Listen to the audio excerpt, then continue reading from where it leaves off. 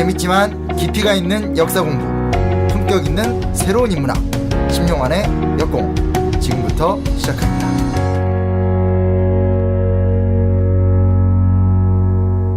네, 안녕하세요. 심용환입니다. 사실 저도 그렇고 우리나라의 많은 사람들이 여러 역사 이슈를 두고 가족 내에서조차 많이 싸우는 것 같아요. 이승만을 두고, 박정희를 두고, 친일파를 두고. 제가 이 책을 쓴 이유는 우리 안에서 있는 작은 싸움들을 해결하는 걸 넘어서 그걸 딛고 일어나서 우리 시대의 문제를 해결할 수 있는 단초들을 마련하기 위해서입니다. 함께 역사 토크를 읽고 방송을 통해서 소통하면서 보다 나은 사회, 보다 나은 세상을 함께 만들어서 이젠 우리가 원하는 세상의 이야기를 이루어가는 그런 과정들이 되었으면 좋겠어요. 독자적인 책수다 시작입니다. 저자와 함께하는 독자적인 책수다. 열정이 넘치는 역사 연구자입니다. 심용환 선생님과 함께하는 심용환의 역사 토크. 그 첫 번째 이야기죠. 위안부 돌아오지 못한 소녀들. 청취자 여러분들과 함께 열어보겠습니다. 저는 책 만드는 사람 김학원입니다. 안녕하세요. 포근이 형 박태근입니다. 자, 오늘 저희가 소개해드릴 분은요, 아마 여러분들도 방송이나 책을 통해서 이미 익히 알고 있어서 뭐 자세히 소개가 필요 없는 분인데, 열정과 따뜻함, 이 두 가지를 소유한 젊은 연구자입니다. 우리 심용환 선생님 소개하겠습니다. 네, 안녕하세요. 심용환입니다. 와, 반갑습니다. 두 분은 만난 적이 있으시죠? 예, 뭐 그리고 페이스북에서 소식을 자주 접하는 선생님이시기 때문에 그리고 이미 뭐 역사 담당을 하시니까 네. 역사만이 아니라 서점가에서는 심용환 선생님 뭐 진짜 최근에 가장 떠오르는 그쵸. 인문사회 분야의 필자시죠. 네, 하지만 아직도 한참 떠올라야 되는, 그렇죠? 요즘에 시장 상황이 워낙 안 좋다 보니까 어지간히 떠올라서는 네. 이게 많은 독자들에게 전달되기가 어려움이 있더라고요. 네, 최근에는 뭐 말하는 대로에서 위안부 문제로 또 청취자 여러분들하고 많이 또 네. 이렇게 만나셨는데 어때서 요즘 굉장히 바쁘시죠? 네, 바빠요. 네. 네, 바쁘고요. 헌법의 상상력도 최근에 내셨고 네. 목차 정말 기가 막혀서 제가 목차 보자마자 바로 읽기 시작했는데 그러고 나서 또 역사 토크 바로 내셨어요. 그렇죠? 네. 굉장히 활발하신 거예요. 열정도 넘치시고. 어떻게 답변해야 될까요? 되게 부담스럽다 이거. 그리고 두 책이 네. 비슷하게 나왔다고 하셨는데 네. 이 텍스트의 결이 정말 다르죠. 그러니까요. 네. 어떻게 한 저자가 이렇게 구성되는 이 텍스트 구성되는 방식도 다르고 예. 저는 헌법의 상상력은 그 구성을 보면서 네. 아 진짜 이런 게 교양서의 전범이다. 맞습니다. 이런 생각 많이 했어요. 네. 그러니까 한국 상황의 헌법들이 이제 발전해 나오는 과정들을 설명하시면서 앞쪽에는 그것과 맥락이 닿는 이제 세계 헌정사의 그렇죠. 이야기들. 그리고 뒤쪽에는 이제 이념이나 사상적으로 또 그걸 뒷받침하는 앞으로 나아가야 될 지향들을 전달하는 이 세 가지 얘기가 하나씩 딱딱 짜여 있는데 네. 차례를 보면서 저도 굉장히 놀랐어요. 자, 이제 역사 토크로 사실 책 제목이 심용환의 역사 토크니까 이거 오늘 선생님이 다 그냥 뭐 진행하셔도 될 수 있는 좀 독특한 그 방식이에요. 그렇죠? 대화 방식으로 이렇게 선생님께서 한국사의 주요 쟁점들을 이제 하셨는데 특별한 어떤 배경이 있어요? 특별한 배경은 예. 사실 작년으로 거슬러 올라갑니다. 김학원 대표님이 네. 김육훈 선생님을 통해서 저한테 연락이 옵니다.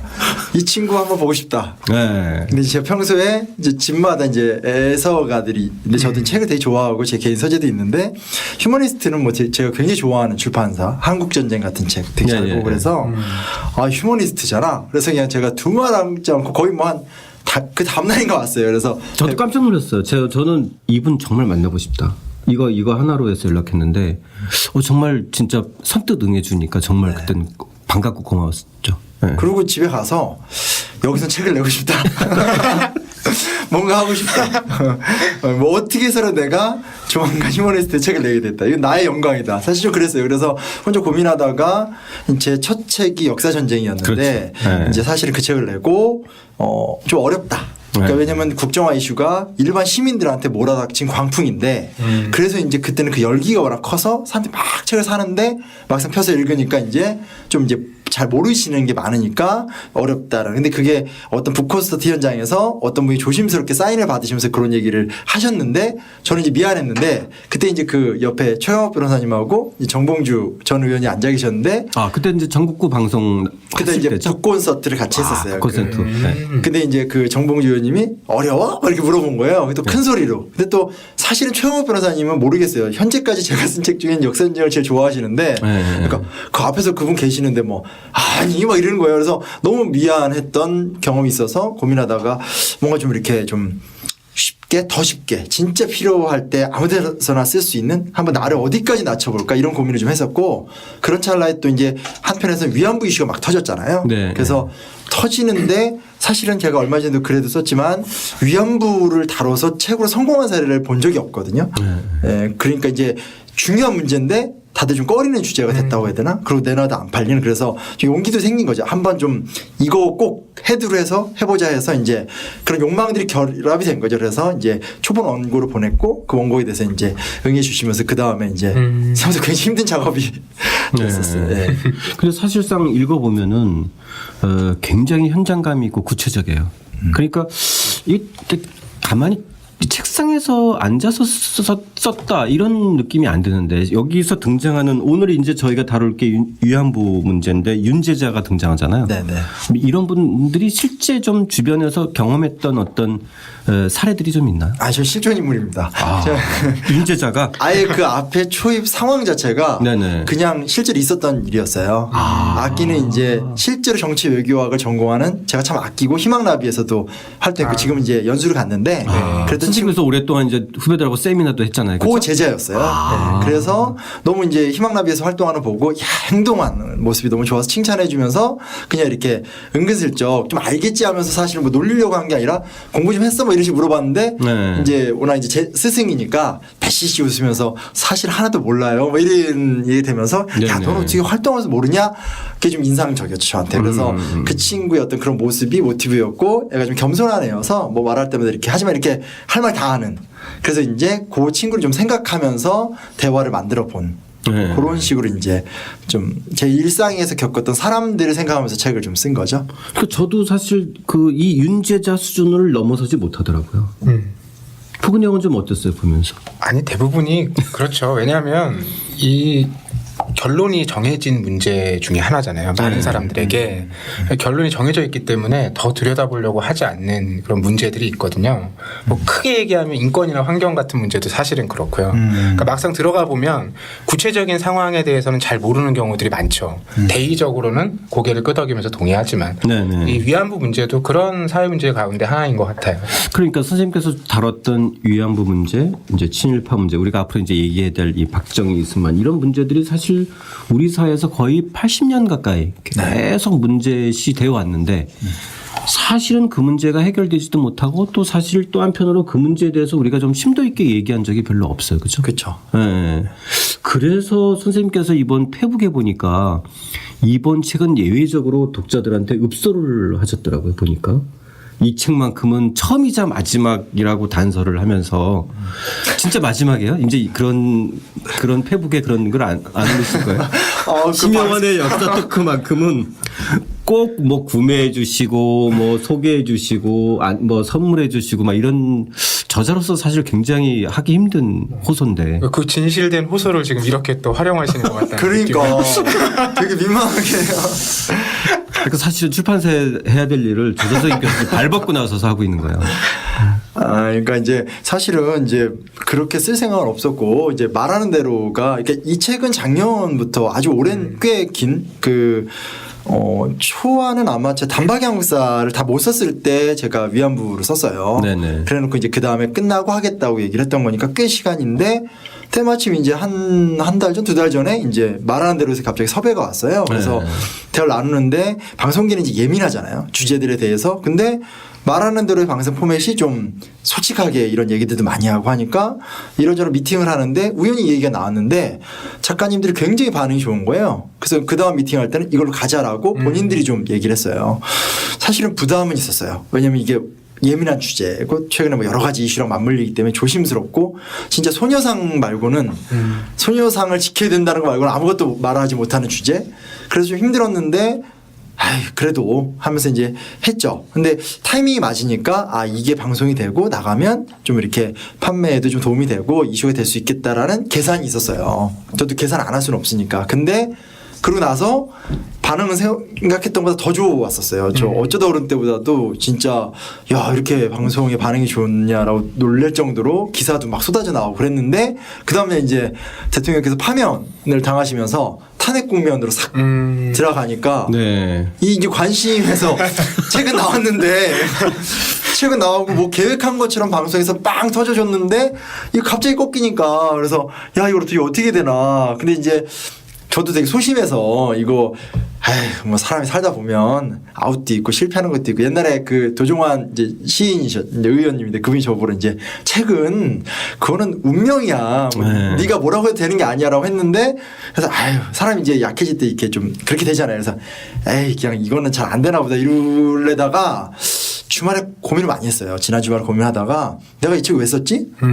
내가 이거 쉽게 하려고 책 쓴 거 아니고 말을 편하게 썼다고 해서 내용을 편하게 한 것도 아니고 되게 힘든 주제들이잖아요. 그렇죠. 왜냐면 제가 말하는 대로 녹화하고 온 다음에도 그 동료 선생님이 방송 보고 온 다음에 방송 잘하셨는데 왜 심 선생님은 항상 위험한 걸 건드려? 딱 이러는 거예요. 그러니까 진짜 동료로서 염려하는 건데 그런 고민이었어요. 그래서 내가 이거를 그냥 덮는 것보다는 내가 정말 공들여 쓰고 그래도 대중들이 내가 이런 얘기 해주면 좀 들어주니까 했는데 이걸 나 물러설까 하다가 이제 안 되겠다. 근데 진짜 내가 제일 나쁜 게 그거 같아요. 작가가 혹은 패치인들 많은 사람들이 자기 지위를 이용해서 이게 구걸하는 거나 약간 압력 넣는 거잖아요. 네네. 책 사달라고 하는 거. 그래서 정말 그런 말을 해본 적이 없거든요. 책을 홍보는 해봤어도 그래서 그런데 이번에는 좀 안 되겠다 싶어서 제가 좀 책 내용을 내가 봐달라. 이게 내가 이 시대 속에 하고 싶은 말이고 꼭 들어줬으면 좋겠으니까 한 번만 좀 이 책은 관심 가져봐달라고 처음 해본 거죠.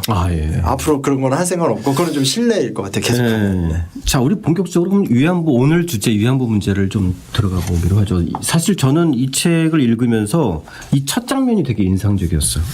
위안부의 존재 왜 40년 만에 알려졌을까? 네. 이것이 의미하는 바가 위안부 문제의 시작의 어떤 그 독특한 역사적 배경까지도 다 담고 있어서 네. 그죠? 저는 아직도 기억하는 게 91년이 제가 출판사 입사해서 주간을 다룬 첫 해였거든요. 그 당시 세계 출판사 주간이었는데 이 문제가 터진 거예요. 사실 그 40년 만에 터진 거예요, 그렇죠? 그렇죠. 예.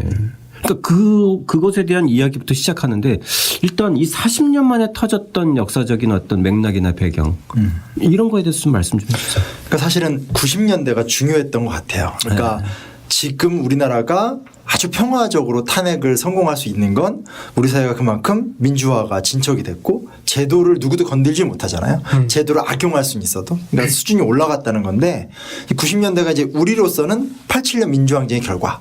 그러니까 이제 민주주의가 드디어 성공이 되면서 사회 각 요구들 그때 이제 뭐 막 선후관계 저도 지금 헷갈리는데 뭐 동성 동본 그 동성 불혼제 갖고 막 난리도 나고 온갖 이슈가 시민운동 뭐 환경 이런 게 다 그때 처음 그렇죠. 우후죽순처럼 인권 문제 그렇죠. 네. 심지어 이제 막 학교에서 학교 조례 문제 이런 것들 그렇죠. 애국주의 같은 것부터 따지기 시작하고 그래서 사실은 우리도 민주적인 이야기를 할 수 있었기 때문에 이제 드디어 위안부 얘기를 할 수 있었고 또 반대편에서는 일본도 90년대 초반이 이제 일본의 자민당 소위 말하는 55년 체제 자민당 과반수가 무너지면서 일본의 야당들이 여당이 될 수 있었던 기회를 얻었기 때문에 참 역사적 행운인 거죠. 그렇죠. 두 개가 만져졌기 때문에 이 얘기가 불타오를 수 있었다. 네. 저는 한일 양쪽이 일정하게 진보적인 균형들이 좀 처음으로 형성되기 시작했던 때예요. 그렇죠. 네. 그러니까 사실은 위안부 문제 앞에도 결국은 민주주의가 되게 중요한 것 같아요. 네. 그리고 동아시아의 민주주의.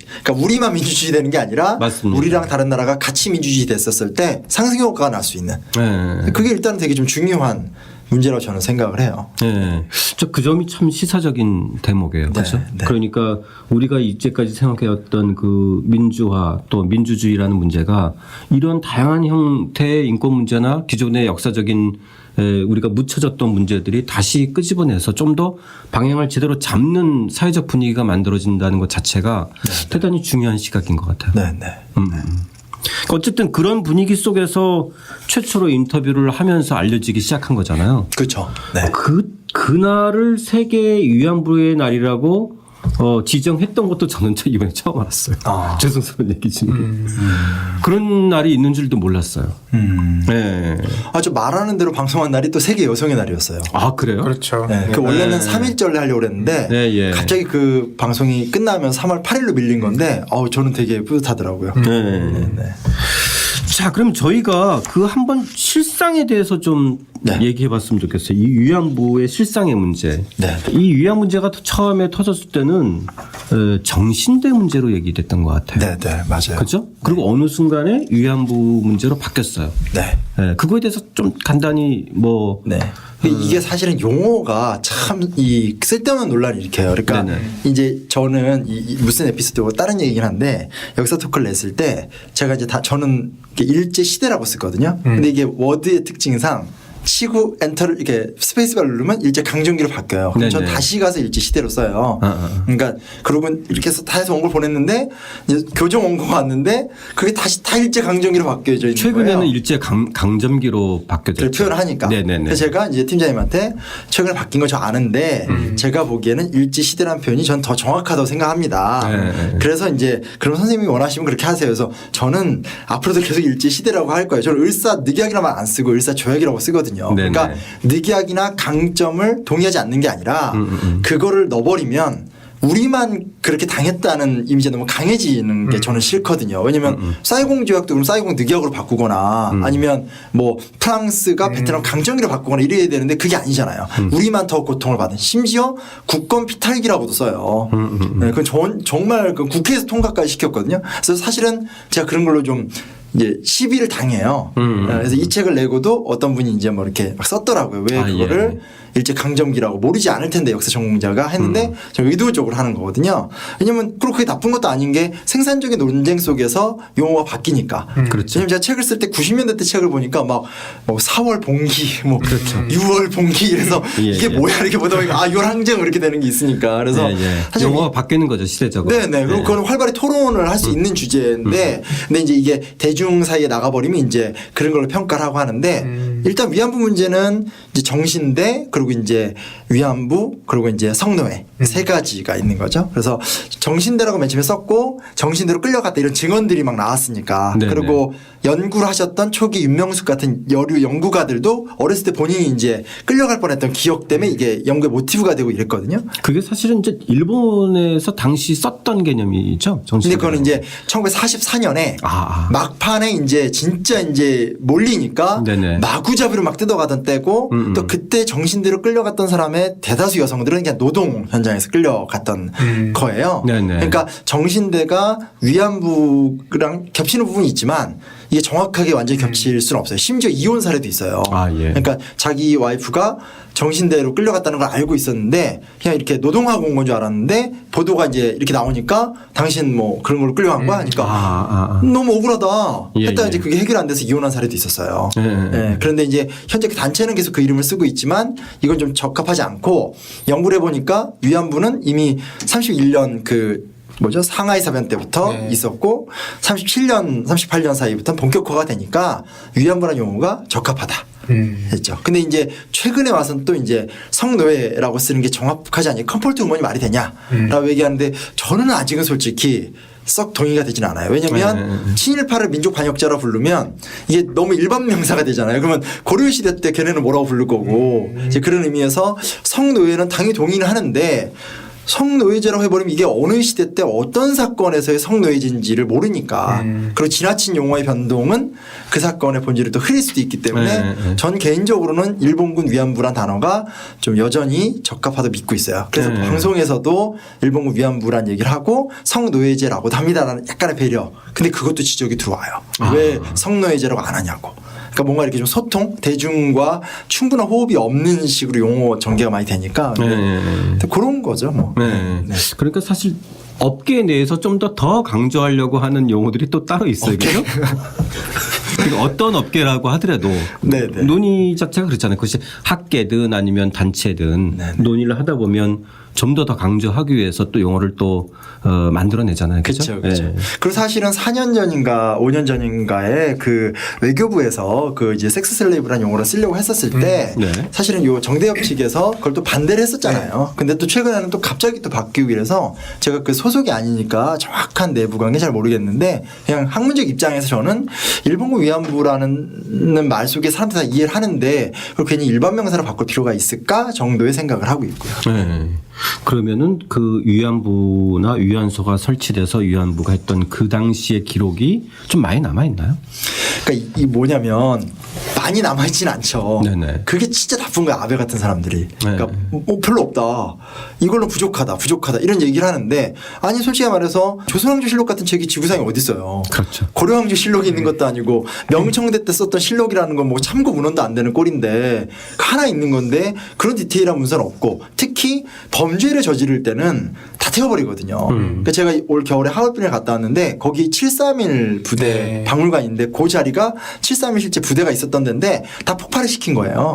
근데 그 자리를 파헤쳐서 이제 막 그 남아있는 것들을 꺼내서 박물관을 만든 거예요. 네. 그러니까 오늘날 뭐 우병우와 비슷한 그죠? 그렇죠. 그냥 전체 자체를 삭제해버리는. 그렇죠. 네. 청와대 강제 수사를 금지하는 뭐 이런 네. 계속 시프트 딜리트 막 이러고 하드 디스크 교체한다든지. 네. 그러니까 사실은 많이 남아 있다고 할 수는 없는 건데 이제 결정적으로 전 그게 재밌더라고요. 그러니까 김학순 할머니가 발표하고 그게 자극이 됐었을 때 이제 많은 학자들이 물론 계셨지만 요시미 요시아키라는 일본 학자가 그분이 독가스 전문 연구자더라고요. 그래서 일본의 어떤 생체 실험, 독가스를 연구하던 분이니까 평소에 방위성을 많이 왔다 갔다 하고 그러다 보니까 문제의식이 들어서 원래 자기가 방위성 문서를 많이 보니까 툭툭 찾다가 나온 거죠. 물론 고전에 이제 기자 폭로가 하나 있었는데 그건 지금도 논란이 되고 그 폭로는 뭐 날조도 아니다 이런 말도 많아서 그 얘기는 제가 잘 안 하는데 요시미 요시아키에 의해서 방위성 문서가 발굴이 됐었을 때는 이건 이제 입증 거부가 안 되잖아요. 그래서 뭐 부관 통첩 같은 거 많이 남아 있고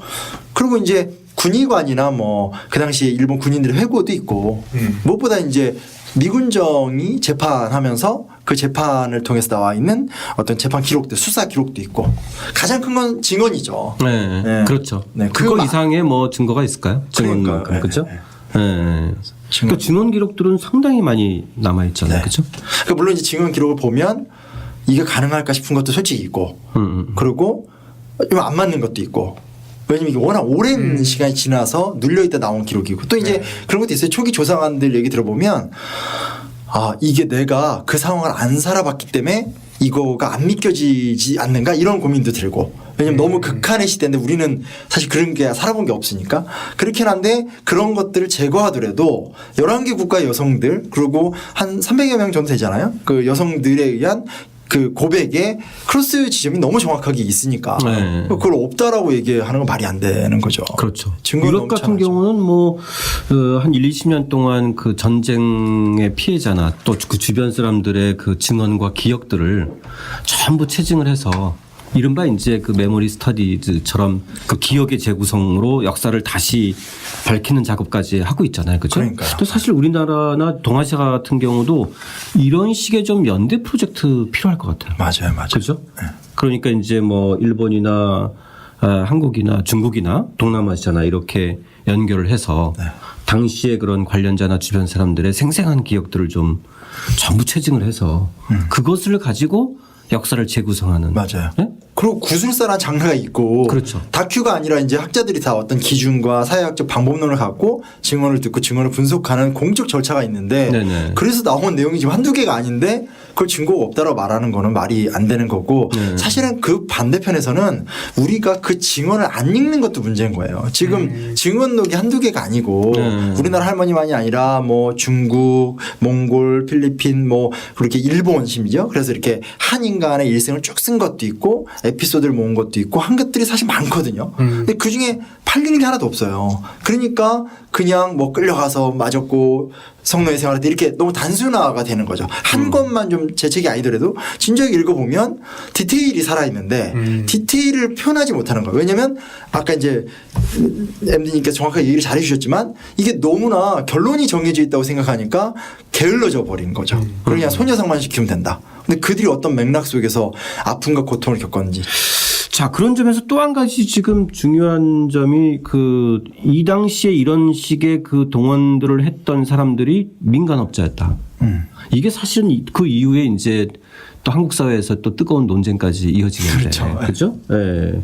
그 과정에 대해서도 좀 실제로 민간업자들이 실제 주도하는 것들이 많다는 거죠. 그 그러니까 당시에? 이제 그거를 갖고 사실은 예. 상황을 악랄하게 만든 본인이 악랄하게 만든 것인가 아무튼 그게 박유화죠. 결국은 박유화의 제국의 위안부를 안 건들 수가 없는데 박유화 교수가 얘기하고 싶은 건 뭐냐면 그러니까 민간업자들이 나빴고 일본군은 나쁘지 않았다. 민간업자의 능동성을 강조한다. 근데 이제 우리는 이제 그냥 일단 또 제국의 위안부 이것도 완전 국적은 한국인이지만 친일파다 이렇게 지금 몰아버리고 있고 국내적으로 사실은 영화 귀향 같은 것들이 뭐 만든 선의를 제가 무시하는 건 절대 아니지만 사실 고착화된 거잖아요. 어느 날 갑자기 일본 군인들이 와서 지배인의 여성들을 끌어서 나가는 그러니까 진짜 현장에서 그냥 군이 직접 와서 이렇게 데리고 가는 형태로 생각하는데 근데 그건 사실 상식적으로 말이 안 돼요. 왜냐하면 상식적으로 생각해 봤었을 때 옛날에 그 정주 사회에서 농촌에서 이렇게 같이 거주하고 있는데 거기에 군대가 들어와서 어느 집 딸을 뜯어갔다? 그럼 그 아버지가 영화에 나오듯이 맞고만 있을 리가 없어요. 죽지.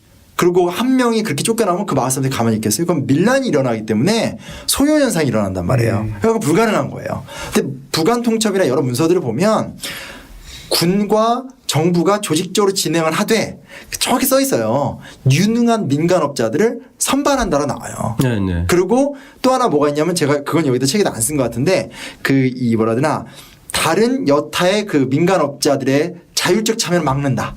네. 그러니까 정부가 민간업자들을 통해서 징발을 하고 민간업자를 통할 때 부분적으로 이제 행정력도 들어가고 이렇게 하지만 민간업자들 자율적으로 하는 것도 못하게 하고 그러니까 결국 이건 정부 주도가 맞죠. 그러니까 정부가 주도하되 민간업자들을 아주 철저하게 활용한 거죠.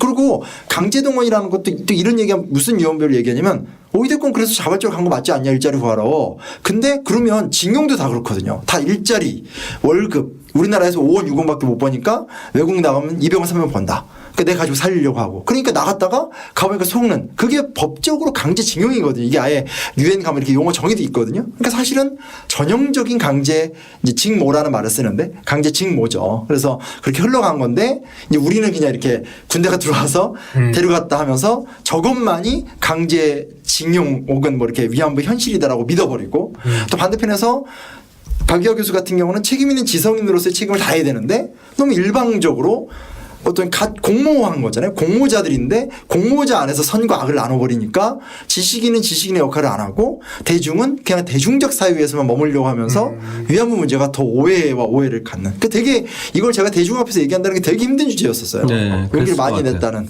네.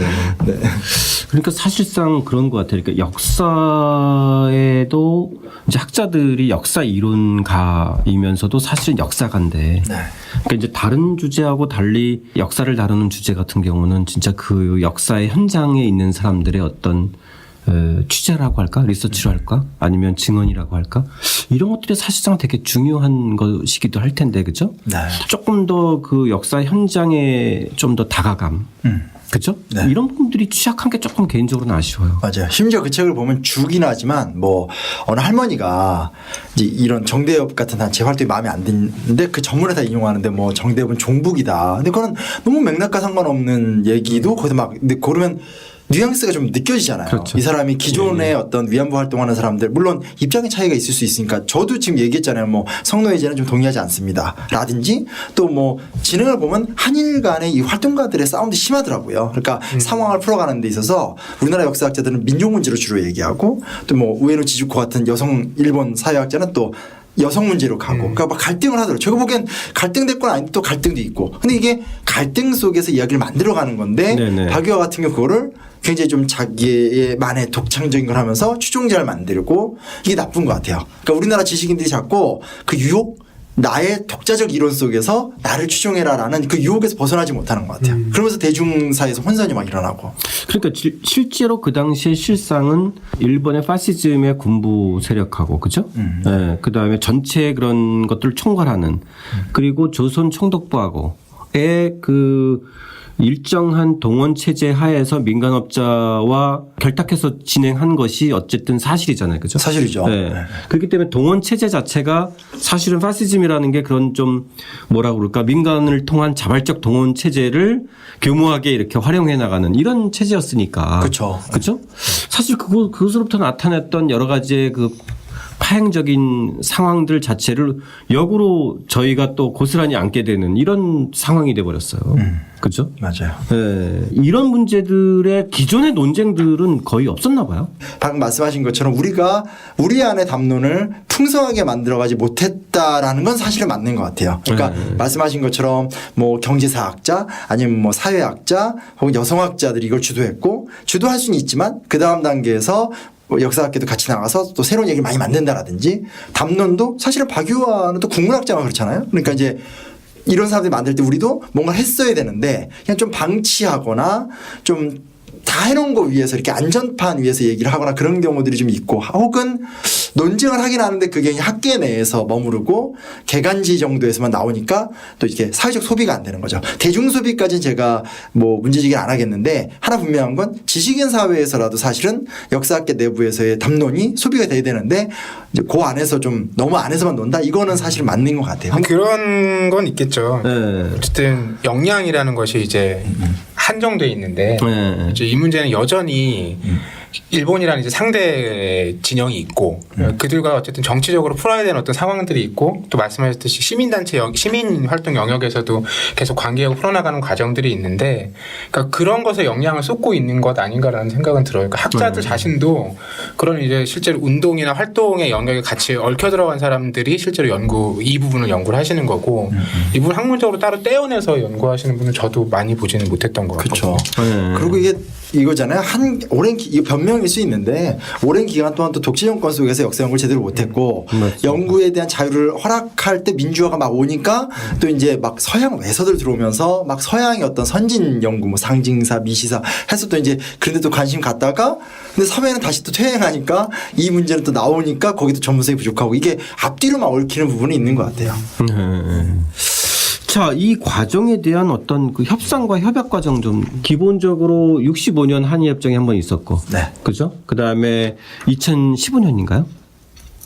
그렇죠. 네. 2016년. 16년인가? 이 박근혜 정부 때 위안부 문제 가지고 하나의 어떤 조항인가 협약인가? 그러니까 이제 국가 간 예, 국가 간 협약이잖아요. 더 이상 이거 가지고 문제 삼지 않는다라는 그러니까 그 협약이 있었잖아요. 네. 그렇죠? 그러니까 사실상 어떻게 보면 박정희 시대 때 협상의 반복이 박근혜 정부 때 있었던 것인데. 그렇죠. 그래서 지금 그것 때문에 이 소녀상 문제가 사실은 2015년인가 16년에 박근혜 정부 때 있었던 그 협약 때문에 소녀상 문제가 발생되는 거 아닐까요? 그러니까 더 졸렬하죠. 그러니까 네. 박정희 때 65년에 한일협정을 맺을 때는 맺는 대가가 몇 가지 있죠. 제가 박정희 대통령 편들어 주려고 하는 게 아니라 네. 맺으면서 그 냉전 구조 속에서 한미일 삼각 안보 체제를 단단히 하고 또 어찌됐건 무상 3억 유상 3억으로 돈도 받고 빌려오고 근데 대신에 거기에 결정적 조항을 넣은 거죠. 그러니까 청구권에 대해서는 다시는 묻지 않는다라는 네. 게 두 번 들어가거든요. 네, 더 이상 23년. 문제 삼지 않는다는. 그래서 그게 들어가면서 사실상 민간의 개인 청구권 문제를 다 뭐 하나도 못한 사실 그때 뭐 독도 문제 뭐 그렇죠. 제1교포 모든 문제가 다 거기서 발생이 되죠. 근데 네. 어쨌든 박정희는 한국형 모순 그러니까 선과 악 긍과 부가 너무 명확한 선택을 했다라면 사실 이번 거는 방식은 똑같죠. 독단적이었고 결단을 내렸죠. 근데 이제 그 결단이 뭐 이거는 뭐 얻어내는 것도 없고 뭐 완전히 앞뒤가 안 맞게 되는 거고 그러면서 이제 그 이면 합의 속에 공적 합의도 아니고 그러니까 이게 되게 웃긴 게 사과를 공적으로 한 것도 아니고 또 이면 소녀상은 지키겠다고 하는데 이면 합의를 보면 분명히 소녀상을 철거하겠다는 얘기를 했던 것 같고 그러니까 이런 내용을 보면 아버지를 흉내낸지 모르겠지만 아버지 때보다 훨씬 더 그렇죠. 그리고 반대편에서 이제 사실은 또 일본 입장에서는 90년대 때 이제 아시아 개발 기금 뭐 이렇게 해서 여성 기금 해가지고 이제 뭐라더라 사관을 하되 네. 기금 자체는 민간 차원. 민간 기금으로. 왜냐면 이게 일본 정부가 그 당시 이제 자민당 연립 정권이니까 보수파의 눈치를 안 볼 수가 없으니까 사관은 하되 기금은 민간으로. 그러니까 우리 입장에서는 말이 되냐? 네. 정확하게 가야 된다라는 높은 눈높이라는 게 잘 안 되고. 공식적인 배상이 된 게 아니잖아요, 그렇죠? 네네. 네.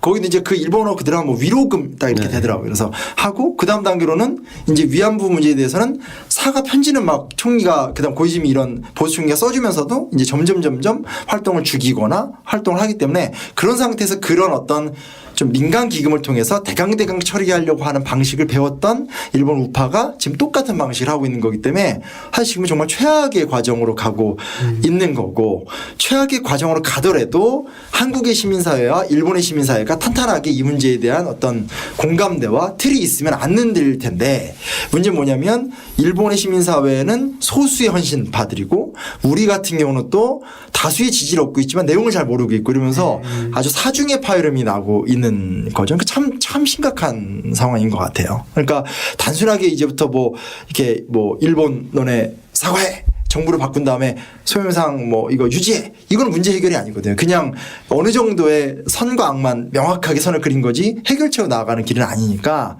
그런 부분에서 사실은 조금 더 좀 진지하게 이제부터 위안부 얘기를 다시 하고 공적인 고민 속에서 얘기를 맞춰가지 않으면 계속 소녀상 싸움밖에 안 되는 뭐 제가 소녀상이나 귀향을 좀 비판적으로 얘기한 것 같지만 비판하려고 얘기하는 것이 아니라 그 상징에 매달리다 보니까 상징의 의미를 잃어버린 네네. 그러니까 교회 다니는 사람이 성경을 맨날 들고 다니는데 성경책 안 읽어. 딱 그 꼴인 것 같다는. 그러니까 이제 잘못하면 뭐 진짜 소녀상을 곳곳에 막 설치하는 문제로 얘기될 수도 있어요. 지금 그러고 있잖아요. 그러니까 예. 소녀상을 계속 설치하고 있는데 그걸 많이 설치하는 게 중요한 게 아니라 이 문제를 어떻게 인식하고 항구적으로 풀어가고 한일 양국 간의 평화 혹은 동아시아 평화를 이끌어낼 것인가라는 아젠다는 완전 실종이 된 상태잖아요. 물론 이제 당사자들은 이 소녀상의 설치 문제를 통해서 관심을 가지고 그것을 통해서 뭔가 논의를 촉박하는 어떤 이런 그 측면도 있긴 하지만 그렇죠. 그렇죠. 그걸 뭐 부정하는 건 아니고요. 선생님께서도 지적했지만 이 그 국제연대 이런 측면에서 사실 그 당시에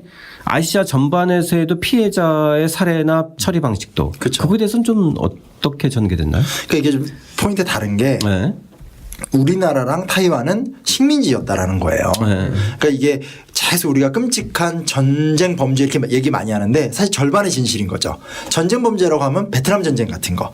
교전이 일어나고 전투에서 승리한 측에서 점령지에 가서 약탈을 하고 여성을 겁탈하는 거. 이게 이제 전쟁 범죄죠. 근데 이제 사실은 위안부 문제의 특수성, 위안부 문제의 독특한 점은 이게 식민 범죄였다는 거죠. 식민지였기 때문에 조직적으로 타이완과 우리나라에서 여성을 이렇게 징발해 갈 수 있었던 것인데 나머지 이제 중국이나 몽골이나 동남아시아 이런 지역들은 점령지적인 것이 강하고 그쪽은 사실은 장기 동원이 없거든요. 아무리 길어봤자 증언이 1년 8개월, 보통 한 6개월, 1년 8개월 이상의 증언이 현재까지 나오진 않아요. 그래서 그런 것들이 어떤 여기서 진행된 위안부 현실과 그쪽에서 진행된 위안부 현실이 좀 차이가 있고 차이가 있으니까 막 일본 정부에서는 일부러 막 네덜란드인 스마랑 사건이라고 이제 네덜란드인들을 막 강간하고 했던 거를 우발적인 강간 사건 하면서 그건 또 막 사과를 해요. 분열 공작을 사실 뭐 그건 국제사회에서 많이 알려졌던 사건이에요. 그렇죠? 그러니까 분열 공작을 펼치는 거죠. 일본 왜냐면 그건 사과를 하면 해결된 것처럼. 해결된 것처럼 그러니까 이거는 이게 좀 이미적이 그러니까 잠깐 일어났던 잘못이고 우린 사과했다. 그리고 얘네들 거짓말하고 이런 식으로 이제 모는 거니까 가는 건데 근데 중요한 건 이제 그런 부분에서 차별성은 있지만 중요한 거는 여성들이 공통적으로 남성의 성역 처리 도구로 당했다라는 인권유린만큼은 공통적인 거거든요. 그러니까 이 운동이 지금 계속 퍼지는 게 놀라운 게 진짜 여성의 힘이에요. 그러니까 그 제가 영혼의 집이라는 그 이자벨 아얀데의 소설을 굉장히 감명 깊게 봤는데 그게 이제 보면 그 아얀데 정권에서 막 개혁을 하다가 쿠데타가 일어나서 막 무너지는 게 저는 여태까지 그보다 더한 쿠데타와 관련되는 그 묘사의 소설을 본 적이 없을 정도로 인상적이었는데 다 무너진 상태에서 여성들만 남는 거죠. 왜냐면 애들을 키우고 이 쿠데타 진압 세력들은 이 힘을 갖고 있었던 남자들을 다 처단했으니까 여성들은 주로 이제 처단 대상이 아니거든요. 근데 여성들이 몰래 다 편지를 주고받고 하면서 그 소설 말미를 보면 해결이 되지 않지만 보아라 이 칠레의 여성들의 힘이 어떤지를. 근데 실제로 그 이후에 칠레 칠레가 민주화가 되는 과정을 보면 철저하게 여성 중심으로 빵 굽기 운동, 춤추기 운동 이러면서 여성들끼리 네트워크 만들어서 사람 자꾸 다 하거든요. 네. 그게 정말 저는 아얀드의 책을 보면서 저도 남자지만 남자들이 좀 잘 모르는 여성들이 갖고 있는 특유의 어떤 무시무시함인데 위안부가 저는 그런 걸 느껴요. 저도 보면 지금도 보면 위안부 대표님들이 계속 전 세계 돌아다니면서 할머니들 만나고 국제 네트워크가 철저하게 여성 위주로 가기 때문에 굉장히 끈기 있고 지속적이고 안 끊어지는 남자들이 약간 그런 거 있잖아요. 이렇게 뚝뚝 부러지는 거 있는데 가기 때문에 저는 이 운동이 어떤 여성이라는 주제 속에서 참 놀라운 가치를 지니고 있지 않나 뭐 그런 생각도 좀 많이 해보게 아시아 되고요. 연대는 활발하게 활동하는 것 같아요. 그렇죠? 네. 그리고 유럽도 많이 왔다 갔다 하시더라고요. 저도 이렇게 네. 계속 보는데 왔다 갔다 하고 그런 부분에서는 그러니까 그런 것들도 많이 이렇게 지원해주고 밀어줄 필요가 있는 것 같아요. 어찌됐건 아무리 남자 입장에서 이해를 하려고 해도 안 되는 부분이 있잖아요. 그런 부분에서 그들의 목소리와 그들의 맥락에 맞춰서 계속 갔으면 좋겠다라는 거고 그냥 저도 뭐 이게 보면서 느끼는 거지만 이 치유라는 게 뭐 이렇게 남성 여성 나누긴 좀 그렇지만 그렇게 돈 주고 끝내고 굉장히 폭력적이잖아요. 아, 그렇죠. 예. 그리고 굉장히 어떤 걸 좀 남성적이기도 하고. 근데 이제 사실은 할머니들 보도 저도 이제 이렇게 뭐 모시다 보면 우리 엄마도 그렇게 보다 보면 했던 얘기 또 하고 30년 전에 섭섭했던 얘기 또 하고. 근데 그걸 들어드리고 이야기를 나누고 하는 게 굉장히 그분들한테는 계속해서 힘이 되더라고요. 그렇죠. 예. 그게 치유의 과정이고. 그러니까 네. 치유의 방식 속에서 있어서의 어떤 그런 과정들을 만들어내는 것도 조금 아무래도 이제 이 좀 다른 방식으로 풀어가는 부분도 많기 때문에 그런 것들을 정부가 이해해주고 맞춰가는 과정을 우리가 가져가야 되지 않을까 그런 생각도 좀 들고요. 예. 너무 진지한데요, 이거 방송이?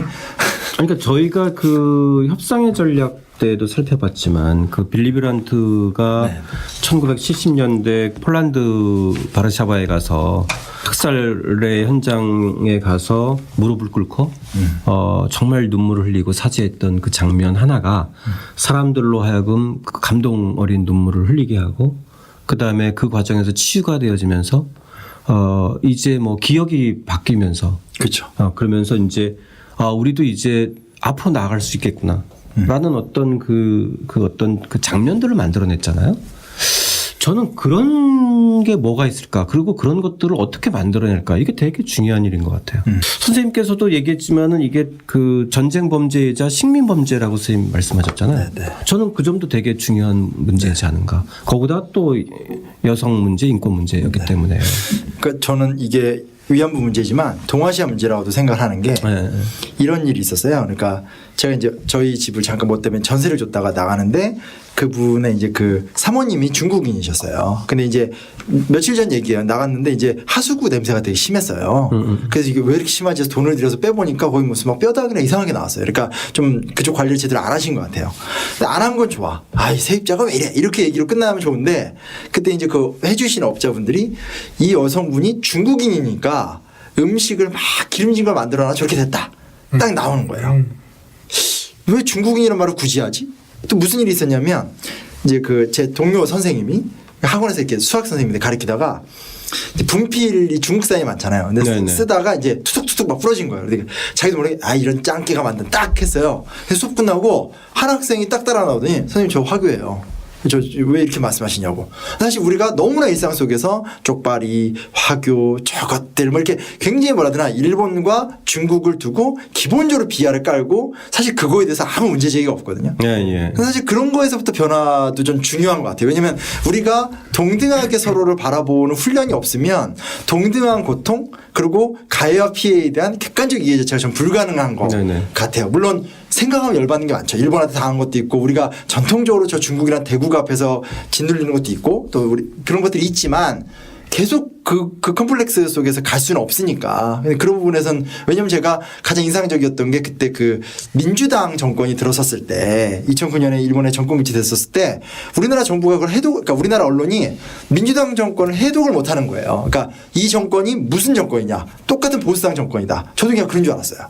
근데 그러고 있다가 그 무너진 다음에 그때 그 하시모토인가 그때 총리였던 분이 우리나라에 와서 그때 서대문 연구소 방문하고 그 누구죠? 유관순 상 앞에서 무릎 꿇고 하는 걸 보고 아니 저 사람이 왜 저래?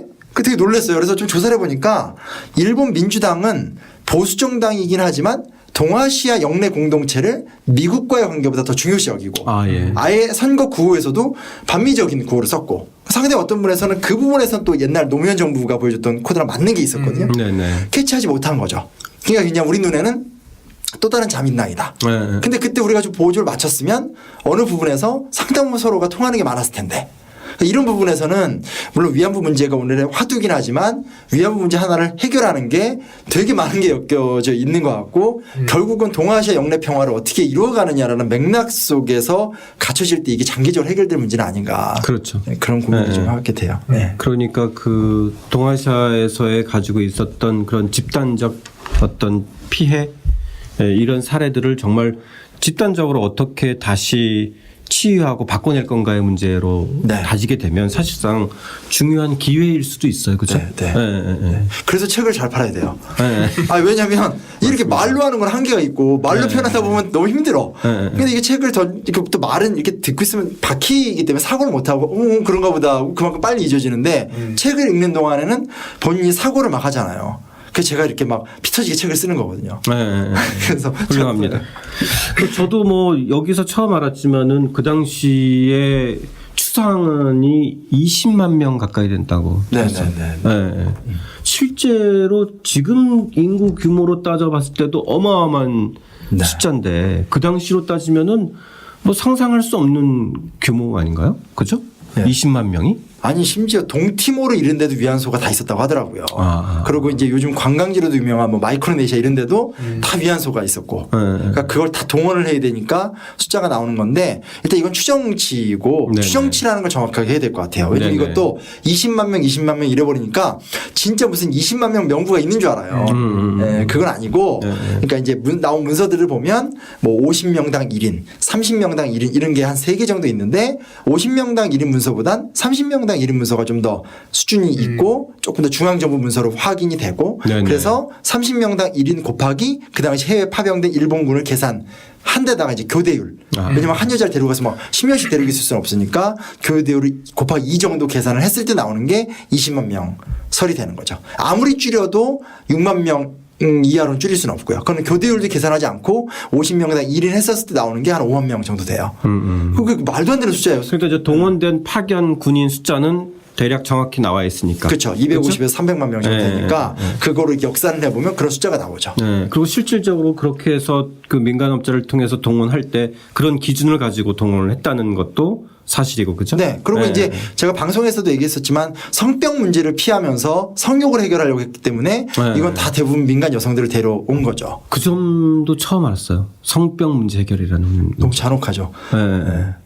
좀 모욕적이었어요. 어떻게 보면 전 남자로서의 모욕감을 느꼈어요. 왜냐면 야 내가 이게 성욕으로만 판단되는 존재인가라고 생각이 들 정도로 그러니까 그것이 위안소가 설치되기 이전에는 그야말로 이제 그 자발적 매춘이든가 아니면 어쨌든 동원됐든 어쨌든 간에 그 민간업체들이 자율적으로 했던 업소들이 있었다는 그렇죠. 건가요? 그건 그렇죠? 다 있어요. 그건 그렇죠. 동서양을 막느라고 네, 육아가 그러니까. 따라다니는 거고 네. 아니면 현지에서 겁탈하고 강간하고 이게 또 문제가 되고 그렇기 때문에 그것이 발생하는 그 자연스럽게 발생되어지는 성병 문제가 군 내부에서 점점 심각한 문제로 나게 됐다는 거잖아요. 네. 그렇죠? 장염과 비슷한 수준이었다고 하니까 야 이거 해도 너무 그러니까 이제 전투 역량의 심각한 훼손을 네네. 초래할 정도의 성병의 위협이 도사리고 있었던 거라는 맞아요. 거잖아요. 네. 그렇죠? 네. 네.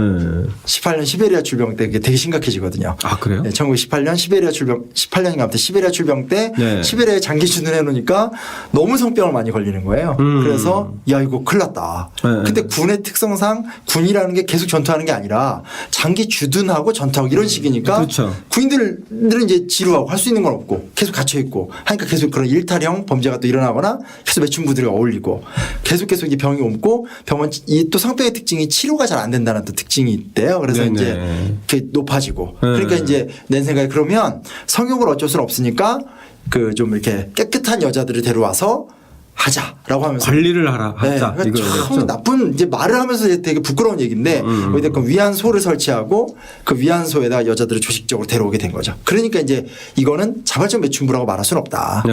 아니 동원 목적 자체가 그게 아닌데 이렇게 얘기가 네. 나오게 되는 거죠. 뭐. 그렇죠. 네. 그러니까 이제 큰 맥락에서 봤을 때 그렇다는 거잖아요. 그렇죠. 그 중에 개별적인 사례들을 가지고 또 이걸 확대해서 할 수는 없는 거잖아요. 그러니까 개별적 사례들이 있죠. 그렇게 그쵸? 막는다고 해도 뭐 네. 막는다고 해도 자발적인 뭐 매춘부도 있고 다 민감업자도 있죠. 그런 게 왜 없어요? 그게 문서로 확인이 되는 게 이게 되게 웃긴 게 일본에서 그 문서를 갖고 우리가 민간업자들의 그 어떤 위안부 활동을 막았다라고 주장하는 문서가 하나 있어요. 근데 그 문서의 핵심 내용은 뭐냐면 민간업자의 자발적 영업을 막는 문서예요. 그러니까 실제 그 문서는 뭐냐면 위안부 문제 우리가 알아서 할 거다라는 정부의 조직적인 개입을 입증하는 문서인데 이상하게 비틀어가지고 이제 이걸 갖다 이제 우리가 민간업자들의 통제를 막았다고 하는데 그만큼 자발적인 것들은 있죠. 없을 리가 없죠. 근데 그런 아주 주변부적이고 지역적인 것은 문제의 본질이 아니니까 그 얘기는 뭐 좀 근데 그런 얘기로 또 이제 얘기를 호도하는 경우도 있고요. 선생님께서는 뭐 이 문제 가지고 이렇게 강연을 하거나 아니면 또 사회적으로 이렇게 공감을 불러일으키고 할 수 있는 어떤 강연들은 좀 이렇게 다른 주제에 비해서는 좀 덜한가요? 어떤가요? 청탁이나 이런 게? 아니, 강연을 많이 했어요. 사실은. 강연을 쭉 했었기 때문에. 반응들은 좀 어때요? 선생님께서 이렇게 얘기했을 때. 반응은 좋아요. 반응은 생각보다 굉장히 대중들이 열려 있고 굉장히 좋아요. 이걸 갖고 막상 대부분의 친구들이 뭐 그렇게 그러진 않아요. 근데 하나 분명한 건 다들 여기 나오는 윤 제자 같아요. 그러니까 몰랐어요. 라든지 설득해야 되는 부분이 많은 좀 그런 부분은 있죠. 뭐 비슷한 경험, 독서 경험 하지 않았나요? 도훈이 형도? 윤재자님가요? 네. 그분은 개인적으로 모르기 때문에. 아니 이제 이거 읽으면서. 네, 근데 저는 저뿐 아니라 이제 읽으면서 그런 부분들이 궁금해질 거라 생각이 들었어요. 어쨌든 시간이 지나면서 91년도 김학순 할머니의 증언 이후에 사례들도 점점 많이 밝혀지고 거기에 대한 연구 자료들도 풍성해지고 또 그 주변에서 돕고 함께 할머니들께서 활동하시는 이런 그 운동의 지점들도 점점 영역이 넓어지고 국제 연대까지 이루어지는데 그 과정 속에서 이제 일본의 태도라는 것이 드문드문 이제 이 책에도 그 일본의 과거사 관련 주요 담화들을 쭉 담아 놓으셨는데 이게 점층적으로 나아지는 것이 아니라 굉장히 너를 띄거나 아니면 나아지는 듯 보이다가 확 꺾인단 말이죠. 도대체 일본이 왜 이러는 것이냐에 대해서 많은 사람들은 궁금할 것 같아요. 네. 좀 왜 그러는지 너무 궁금한데요. 답답해진다. 왜냐면 이거는 사실 헌법의 상상력에 그 내용이 많이 나와 있는데 그러니까 일본의 소위 말하는 진보 정치의 실패인 거죠. 왜냐면 우리나라는 이게 참 역사라는 게 좀 뭐라 그러지 이렇게 공식화시킬 수 없는 게 있는 것 같아요. 우리나라는 정치 체제도 독점적 카리스마잖아요. 이승만, 박정희, 전두환 딱 건데 문제는 또 야당도 그러거든요. 김영삼, 김대중. 그래서 지금은 사실 그런 지도자가 없음에도 불구하고 자꾸 그렇게 판단하려고 하는 관성이 남아 있는 거잖아요. 그러니까 그래서 우리나라는 오히려 광장의 힘이 세고 SNS가 딱 붙어버리면서 직접 민주주의의 또 힘도 또 일부 있고.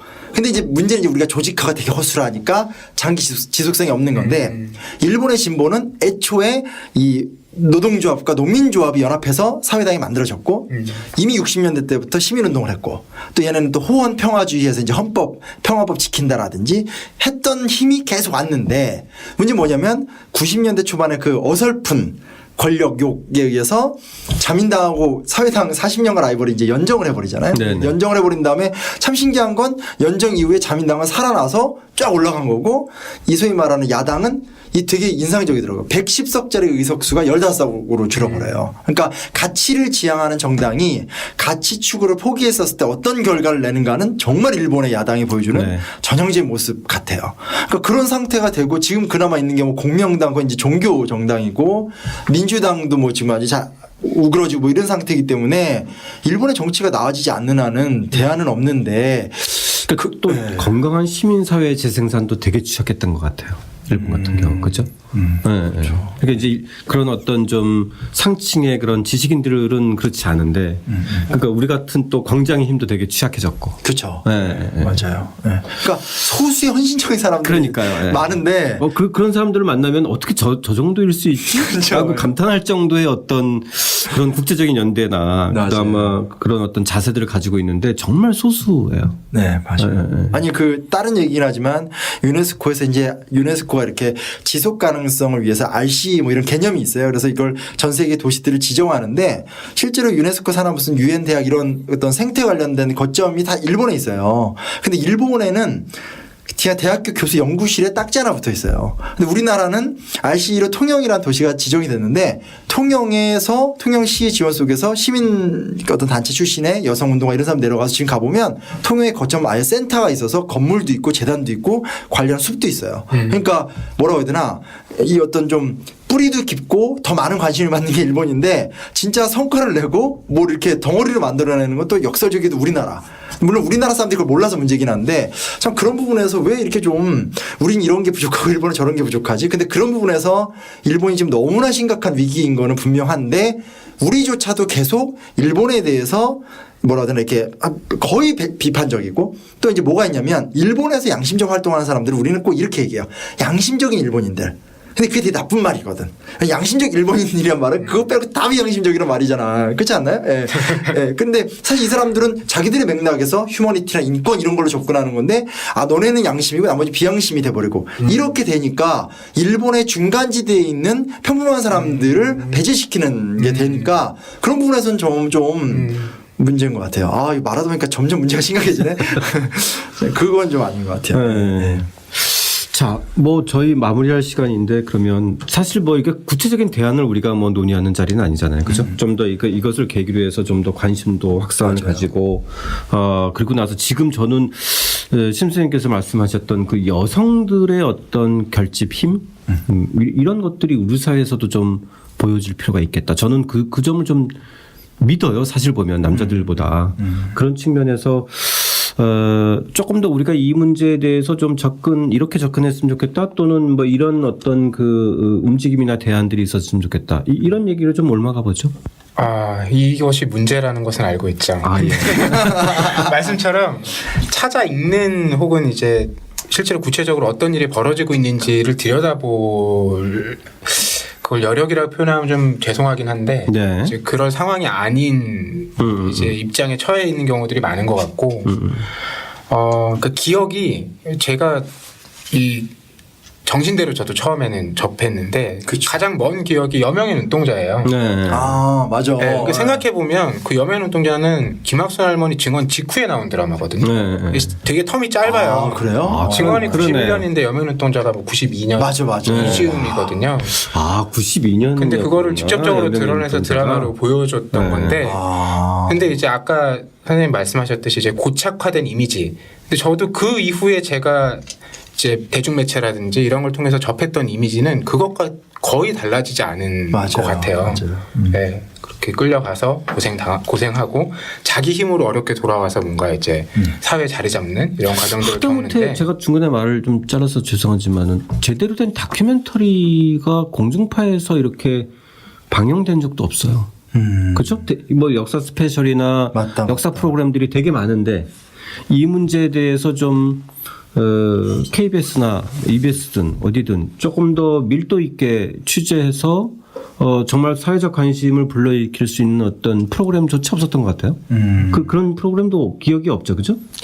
네, 뭐 딱 떠오르는 건 없네요. 네. 그래서 저는 어쨌든 그런 면에서 이런 생각은 들어요. 이게 앞서도 이제 답이 정해져 있기 때문에 들여다보지 못한다라는 말씀을 좀 드렸는데 그래서 이 문제에 좀 접근할 때 그 우리 민족이라는 관점을 조금은 이제 옅게 내려놓고 선생님께서 강조하신 인권의 문제, 여성의 문제, 또 국가의 범죄 문제, 식민의 문제 이런 좀 더 이제 우리가 공히 인정하고 같이 얘기할 수 있는 보편적인 가치의 관점에서 조금 거리를 두고 바라봤을 때 오히려 좀 더 제대로 들여다볼 수 있는 측면들이 생기지 않을까?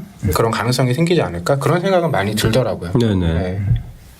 그러니까 사실 뭐 그런 거에 대한 그 처리 과정이나 그렇게 좀 치유하는 과정들의 세계적인 사례들은 꽤 많이 있었기 때문에 예, 그런 측면에서 저는 충분히 가능성이 있다고 보는데 다만 사실상 지금도 우리 사회에서 보면 선생님 책을 읽으면서 정말 이제 시작이구나라는 정도로 되게 취약한 측면이 있어요. 네. 대중적인 측면에서는 그렇죠? 네. 알고는 있지만 실제적으로 이 문제를 풀어나가는 과정에서는 여전히 아직도 되게 소수고 그리고 너무 좀 상투적인 수준에서만 알고 있다. 그러니까 고통의 문제라고 한다면 우리 사회는 내 고통에 대한 인지 수준이 많이 올라간 것 같아요. 심리학 서적 막 유행하고 나란 누군가 뭐 그 만족의 방법 뜨는 분들도 많잖아요. 뭐 이렇게 스님들 되게 많이 뜨고 하는데 문제는 뭐냐면 타인의 고통을 이해하는 방법이 늘었느냐. 저는 여전히 타인의 고통을 이해하는 방법은 80년대 운동권 수준이라 생각해요. 그러니까 분노하고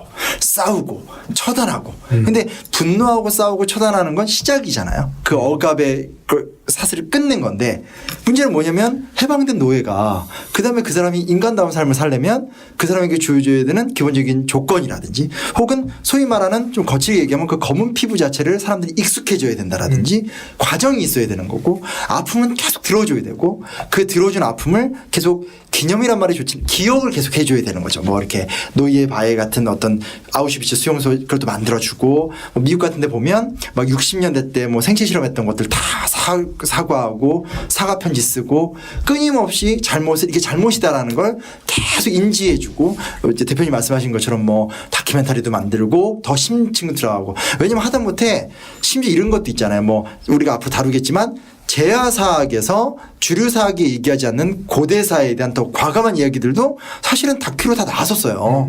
SBS 스페셜도 있었고 역사 스페셜도 있었고 전 그게 사실인 줄 알았었어요. 그래서 그때 가면 얘기가 재밌어질 텐데 그래서 하는데 위안부 얘기를 두고도 사실은 초기에 93년에 이거 일본에서 보도됐었을 때 내용은 본인은 지금 우리나라에서 교수하고 계시는데 본인은 난 날쪽이지 아니다라고 책까지 나왔더라고요. 근데 같은 시점에 나오는 와다하루키의 책을 보면 이거는 사실이 아니다. 그러니까 되게 논쟁이 된 부분인데 몰라요. 그런 게 있었는지를 사람들이 몰라요.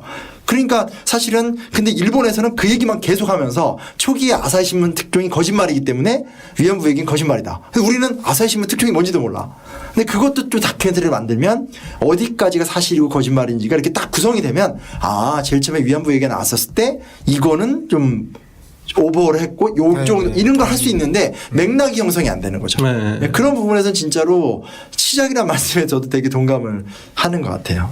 그래서 그렇죠. 그러면서 저는 그 시작은 그 당시에 어떤 그런 기억과 아픔들을 좀 더 직면했으면 좋겠다. 네, 그러니까 소녀상이 꼭 문제다라고 얘기하는 건 아니지만 그 소녀상이 그 아픔에 직면하는 것을 좀 방해할 수도 있겠다라는 개인적 의견도 좀 있어요. 왜냐하면 소녀상이 너무 단정해요.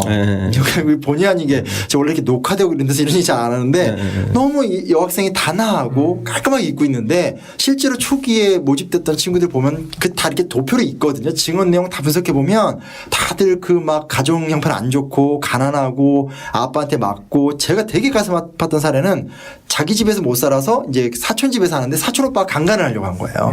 도망 나왔는데 도망 나와서 그날 밤 헤매다가 군인한테 끌려갔던 케이스. 그러니까 이게 정말 비극적이고 그 비극적인 여성들은 대부분 요즘 말하면 사회 이렇게 좀 주변부에 있고 좀 나쁘게 얘기하면 날라리. 이런 친구들인데 그 친구들을 끌고 간 건데 그렇게 보기에는 사실 그 소녀상은 너무 인간적인 여성성이 없는 거죠. 좀 그게 좀 저는 많이 아쉬운 거죠.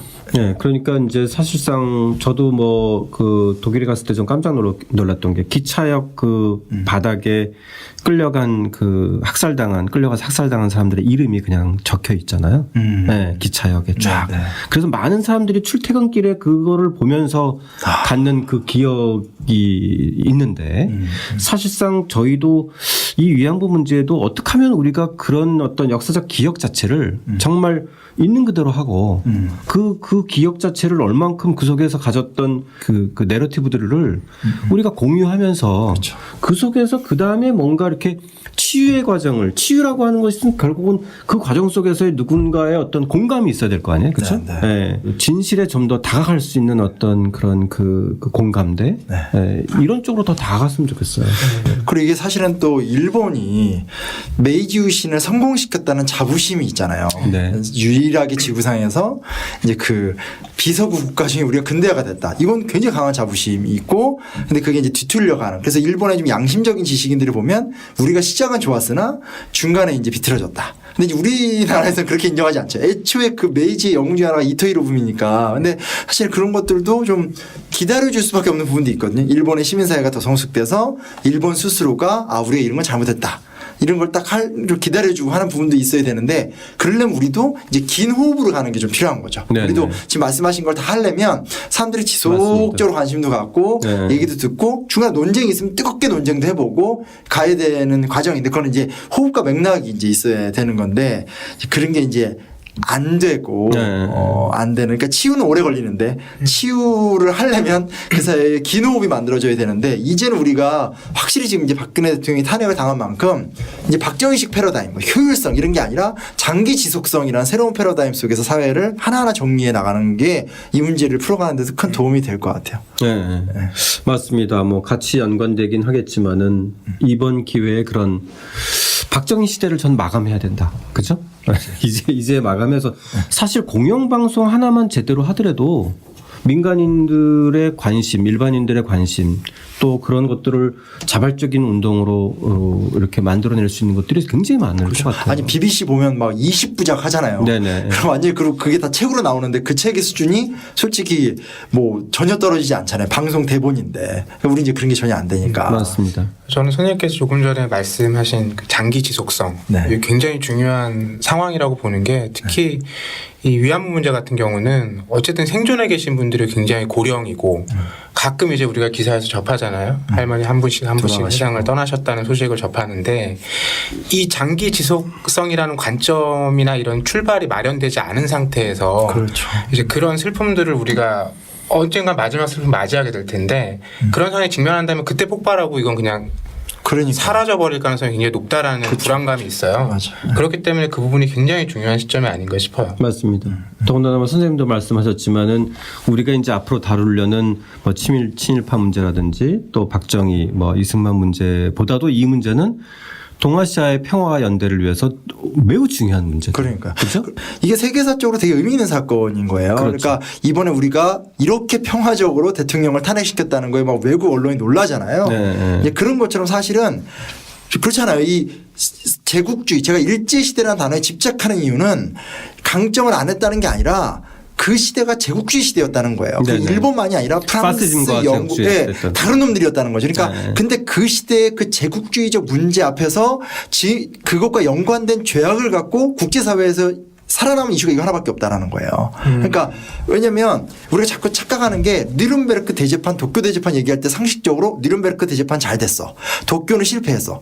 이거 완전 거짓말이에요. 왜냐하면 뉘른베르크든 도쿄든 둘 다 2차 세계대전을 정리한. 그러니까 니들 기어올라? 빡빡 끝내서 승자인 미국, 영국, 프랑스가 독일, 일본 정리한 거잖아요. 그러니까 문제는 뭐냐면 지들이 했었던 식민지에 대한 범죄는 처벌한 게 아무것도 없고 제가 이탈리아 강화회의를 보면서 너무 웃겼던 게 리비아도 이탈리아가 그러니까 관리했고 알바니아도 이탈리아인데 범죄 처리를 알바니아밖에 안 하는 거예요. 왜냐하면 리비아는 원래 식민지니까. 그러니까 사실은 루브르 박물관 가도 다 남의 나라 유물이 있는 거고 근데 지금 지구상에서 공교롭게 유일하게 제국주의 시대 인류의 가장 비극적인 시대를 상징하는 사건은 이 위안부 문제에 있거든요. 그러니까 이거를 장기 지속적으로 잘 이야기를 풀어가면 저는 유태인 학살보다 훨씬 더 의미 있는 세계사적 성취를 동아시아에서 저는 이루어낼 수 있다고 생각해요. 네, 그러네요. 왜냐하면 또 선생님께서 말씀하셨듯이 그런 어떤 전쟁 범죄, 식민 범죄, 또 여성 문제 이런 것들이 다 복합적으로 얽혀 있는 거죠. 그러니까요. 그렇죠.